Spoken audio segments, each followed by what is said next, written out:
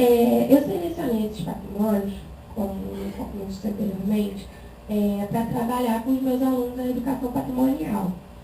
A educação patrimonial ela é uma forma educativa de você ensinar os alunos a valorizarem suas origens, a conhecerem a história local, preservar e também valorizarem a si mesmos.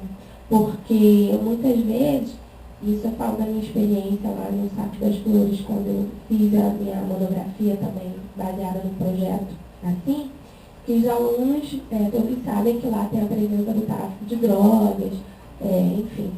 Então, os alunos não valorizavam aquela comunidade, né, aquela localidade. E eles passaram a valorizar algo, né, a partir do momento que eles conheceram, né, os antigos moradores, que aí contaram as memórias para eles, que eles tiveram contato com esse passado. Foi uma experiência muito interessante. Então, por isso que eu não deixo de trabalhar com a educação patrimonial. Então, na pós-graduação, né, quando eles pedem para a gente fazer esse trabalho de final de curso, eu pensei logo, bom, vou trabalhar a educação patrimonial e falar sobre a temática dos negros, evidenciar o protagonismo do negro na nossa história, na história maricaense, que muitas vezes é esquecido pela história oficial. Isso eu falo em termos gerais, não só de Maricá.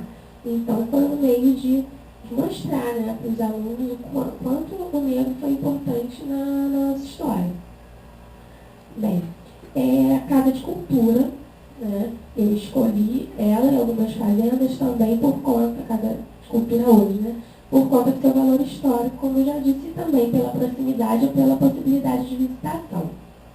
Casa de Cultura, ela era antigamente câmara e cadeia, né? Foi construída pelos negros e aqui no térreo, né, era a prisão, em cima das sessões da Câmara. Também acontecia velório de pessoas ilustres, né, e comemorações de Jesus Santo, enfim. E aqui aconteceu um fato muito interessante.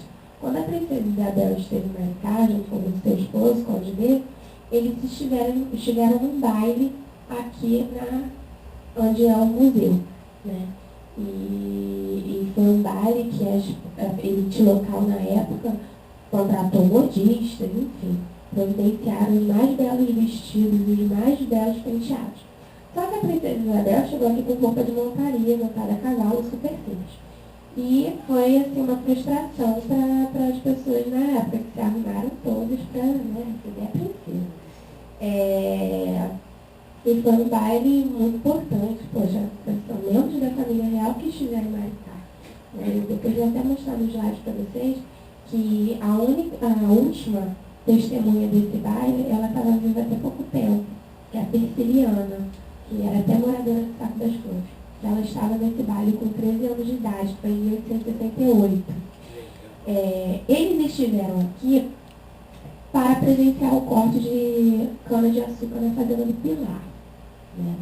Eles presenciaram pela primeira vez o corte da cana-de-açúcar em Maricá. Tá?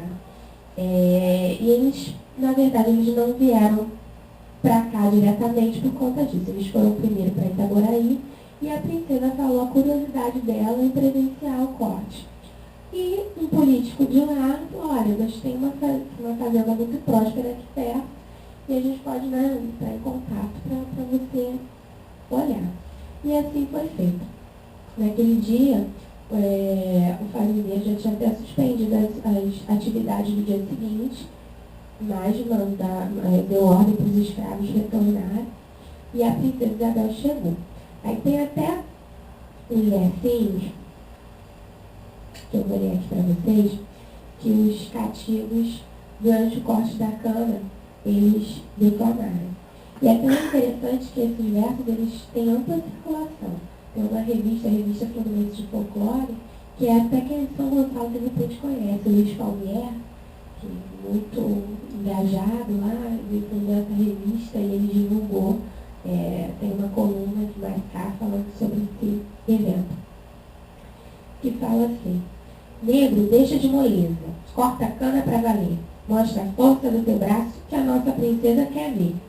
Aí esse foi o Mané Turíbio, o Mané respondeu: Eu mostro a força do braço para nossa princesa ver, mas o corte deste dia é pouco para você beber. Então, assim, diz que teve até um atrito, né? O Edeco, ele narra isso no livro do Figueiredo, Notas para Histórias de Maricá, que teve até um conflito entre os dois depois, mas eles fizeram as pazes. E assim, a princesa ficou muito estarrecida e após esse evento eles comemoraram com uma grande festa, enfim. Antes de eu chegar, de eu falar para o próximo agora, eu esqueci de fazer uma menção em relação à Casa de Cultura, que é importante esse evento não ser esquecido. Durante a década de 90, houve uma reforma aqui desse prédio. E que as telhas originais, moldadas, né, na coxa dos escravos, elas foram colocadas em praça pública. Né? E algumas pessoas até, né, pediram autorização e se apropriaram dessas telhas e tudo mais. Então, assim, particularmente, né, como a gente vê, a gente sabe que hoje em dia as discussões em torno do patrimônio avançaram, mas que ações como essa, né, como são sérias, né, e que não poderia ter acontecido. Né? Que, né, os escravos tiveram todo o esforço de fazerem aquelas telhas com muito sacrifício e para serem jogadas, né? É muito sério. Meu família, enfim. Bem, voltando para a Fazenda do Pilar, uma coisa também muito interessante é que Maricá era uma das únicas cidades, tá? Um dos únicos lugares do Brasil que os fazendeiros davam em dias de santos, em dias festivos, santificados, né, como eu falei, davam esse dia para os escravos cortarem a cana-de-açúcar e com que eles conseguissem vender, eles poderiam ficar com dinheiro para eles, para juntar, para poder comprar a carta de alforria. E também, na Fazenda do Pilar, tem alguns baobás. Baobás, para quem não sabe, é uma árvore de origem africana, que em África, na época da colonização de alguns países, eram até cortadas pelos europeus, porque é uma árvore onde os africanos eles entram em contato com as suas ancestralidades, com os deuses, com a sua memória, com o seu passado. Então, uma forma de cortar esse laço é cortar o baobá. E é uma árvore muito rara, né? Ainda mais no Brasil. E na Fazenda do Pilar tem baobá. E esse baobá foi importado do Egito como presente da rainha da Inglaterra, Vitória, e trazido pelo Alfredo Taunay, como fruto de uma negociação política. Então tem esse baobá, tem cerca de 100 baobás na fazenda. E uma lenda em torno do baobá, que quando vocês vão ver a foto, para quem não conhece vai perceber, que é a seguinte: baobá é uma árvore muito bonita, né? Só que sempre tinha inveja das outras árvores, que queria ter as mesmas cores, que queria ter a copa assim, que queria ter a flor assada. E um dia os deuses chegaram para ele e falaram: olha, baobá, para com essa inveja toda. Como castigo, sua copa vai ser virada para a raiz e sua raiz vai ser a copa. Então, muitas pessoas olham o baobá, nossa, que árvore, né? Seca, que árvore estranha. Mas a explicação provém dessa lenda, né? Que foi um castigo pela inveja. Outra fazenda que eu também escolhi para trabalhar com os alunos é a Fazenda Coqueiro, hoje conhecida como Fazenda Toulon, Nossa Senhora das Graças. Lá servia de descanso para a família real, também como fonte de escravos e também como local onde era produzido gêneros agrícolas para a corte. Em relação à Fazenda, né, Toulon e a Fazenda Pilar, hoje eles ainda produzem atividades ligadas à pecuária, tá? E a visitação é combinada. Vocês entram e podem entrar em contato, que aí eles dão o número da pessoa. No caso da Fazenda do Pilar, o Carmo entra em contato com a proprietária, que lá as terras, né, são muito repartidas. Ali no Batiba, para quem não conhece, e a Fazenda Coqueiro é ali quem conhece Brasilina, a escola, naquela rua ali, do Silvado, mas alguns metros depois você consegue ver a porteira da fazenda. E ali, no dia que eu fui muito bem recebida pela esposa do caseiro, que até me contou que a casa onde ela mora era a antiga escola, que eu vim a descobrir recentemente que era a escola Coqueiro número 18, o nome da escola. E assim, óbvio que as terras hoje são fracionadas, não têm a mesma magnitude que tinham no século XVIII e no século XIX. Mas é grandiosa as fazendas, né? Tanto uma quanto outra.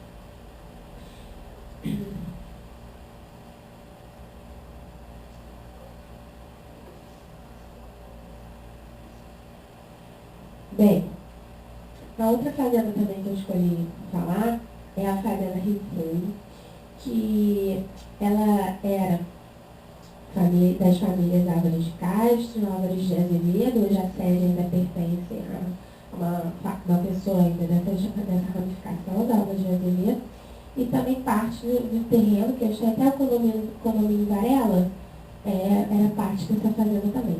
Era a segunda maior fazenda de Maricá, primeira fazenda de São Bento, né, pegada a orla, e a fazenda Rio Fundo, ela pegava Jardim Nova Metrópole, Flamengo, Batiba, Colinas, a própria vila, então era muito extensa, né? E lá a característica principal era a agricultura canavieira também. Um fato interessante em relação à fazenda Rio Fundo, que também tinha terra em Cachito, que é a origem do próprio nome do Cachito. Cachito está ligado à escravidão e, para quem não sabe, eram as caixas, né, feitas de ripas, onde eram transportados os escravos. Então, em cada cachito cabia de 4 a 6 escravos. Só que a quantidade de escravos ia variar com o poder aquisitivo do fazendeiro. Então, se o cachito estava completo, era porque o fazendeiro, né, era abastado economicamente. Agora, tinha um fazendeiro na região também, que ele, para contar vantagem perante os outros, ele falava o seguinte, por exemplo, ele tinha 30 escravos. Chegava um cachito para ele falava, lá vem meu escravo de número 45, meu escravo de número 50. Ele sempre aumentava, que era para parecer que ele tinha mais posses que os colegas. Em relação à fazenda Calcaia, que eu acho que é uma das fazendas, junto com a Pilar, né, no meu ver, as mais importantes da nossa cidade, é uma fazenda também que assim, é narrada no diário do Darwin, né, quando ele passou pelo Calcaia, e palco de várias lendas, né, e isso torna a história da fazenda muito interessante. Hoje a fazenda ela é alugada para eventos, né? Se vocês olharem na internet, vocês vão ver que está disponível para aluguel, né? Para festas e tal. Ela está modificada por dentro, mas por fora ela ainda preserva, né, a sua estrutura. Fica em Calcaia Valley, né, Itapuaçu. E assim, a lenda que mais faz essa fazenda se tornar conhecida é a lenda da Maria Joana, né, da menininha que foi atirada no tacho de Belá, e que tem várias versões sobre ela. Uma lenda que, né, uma versão, né, que não é tão coesa como a outra, tem uma terceira, mas essa César Bruno me contou rapidamente, que depois no outro momento posso partilhar com vocês. A primeira versão é que, no caso, seria a Catarina, a esposa do João Nunes, que ele era proprietário da fazenda, que descobriu que ele tinha um caso com um escravo, que era muito comum naquela época, né? E que a Catarina teria jogado essa menina no tacho de Milagre. Só que assim, até hoje tem a urna funerária com os restos mortais da menina. E tem uma plaquinha que intitula ela filha da esposa oficial, vamos dizer assim, da Catarina e do João. Então, assim, falar que ela foi jogada pela mãe, né, que não seria mãe, não dá tanta... Mas, enfim. A outra versão, que é mais divulgada, né, mais coesa, é a seguinte. A Catarina, né, descobriu que ele estava tendo caso com a Benta Régia e mandou dar uma surra nela. Só que ela estava grávida. E ela ficou muito revoltada, ficou muito enfurecida. Foi, pegou a Maria Joana e jogou no pasto tonelado. Bem, ela correu desesperadamente tentando se salvar e jogou da pedra, do alto da pedra de Talcaio. Dizem também, apesar da altura, que teve um escravo que estava no quilombo, né, do mesmo nome, e que salvou a Benta Régia e levou ela para Cantagalo, que era uma localidade que recebia muitos escravos fugidos. Só que pela altura, né, é difícil a gente imaginar que ela tenha sobrevivido, mas, como eu falei, são características da história oral da memória. E vários viajantes, vizinhos, dizem que até hoje escutam as gargalhadas da escrava nos arredores e a criança correndo também ali na localidade. Essa urna funerária ficou aqui no museu por um tempo, né, mas ela foi resgatada e está lá na capela da fazenda hoje. Claro que, pelo que eu entendi, né, assim, pelo menos entrando no site deles para ler, que está mais como um atrativo turístico, não estão dando o valor histórico que era dado aqui, por exemplo.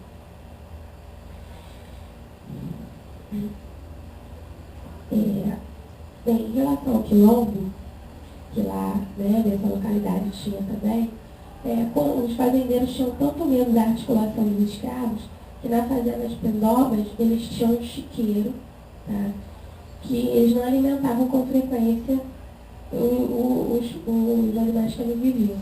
Então, quando eles viam que o escravo estava começando a se articular para poder causar uma rebelião, eles jogavam logo dentro do chiqueiro, eles eram devorados imediatamente. Né? E também conta-se que ali na região as pessoas escutam as súplicas dos escravos, né, pedidos de socorro. E o último patrimônio que eu vou falar é a Igreja de Nossa Senhora do Amparo. A Igreja de Nossa Senhora do Amparo ela foi construída por mão de obra escrava. Eles levaram 14 anos para edificá-la, né, carregando cestas com barro na cabeça, enfim. E a pedra fundamental foi lançada em 1788 e a igreja foi inaugurada em 15 de agosto, na dia da padroeira, de 1802. Bem, os escravos, eles quando morriam, eles eram jogados nas ruas laterais ali da igreja. Primeiro, porque eles também, as pessoas que colocavam eles ali, era para poder pedir esmola para poder conseguirem enterrá-los. Naquela época também, não era prática aqui da igreja de Maricá, mas em Minas a gente vê muito isso. Que as pessoas eram enterradas dentro da igreja, né? Porque acreditavam que quanto mais perto de Deus, menos pecados elas teriam. Então, assim, eu particularmente vejo esse ato, né, que a gente sabe que por mais que as religiões de matriz africana, né, exerciam influência, mas eles também já recebiam influência do catolicismo, né? Então, acredito também que jogavam os escravos ali por conta disso.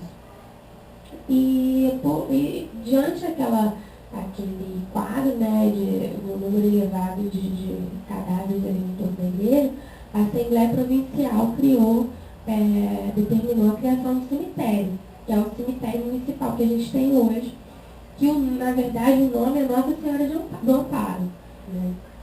Que até foi apagado, enfim, fala muito disso. E, assim, a igreja também foi palco de um dos momentos mais célebres em Maricá da abolição da escravatura. Quando aconteceu isso, o padre Gama, ele celebrou uma missa em frente à igreja, né, onde os escravos puderam usar calçados, porque já eram livres, coisa que eles não podiam usar, e todos os fazendeiros participaram ali daquele momento.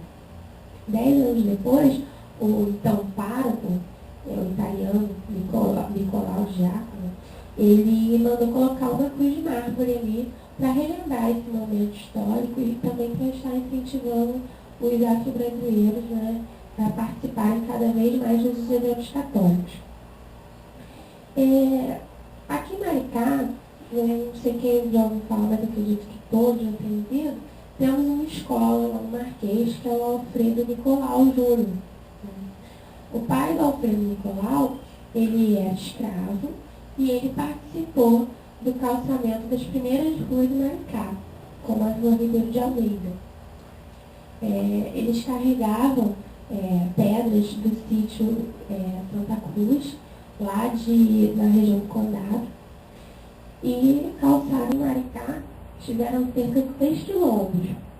Esses quilômetros, em sua maioria, eles estão localizados entre as serras, né? Fronteira de São Gonçalo, Itaboraí, enfim.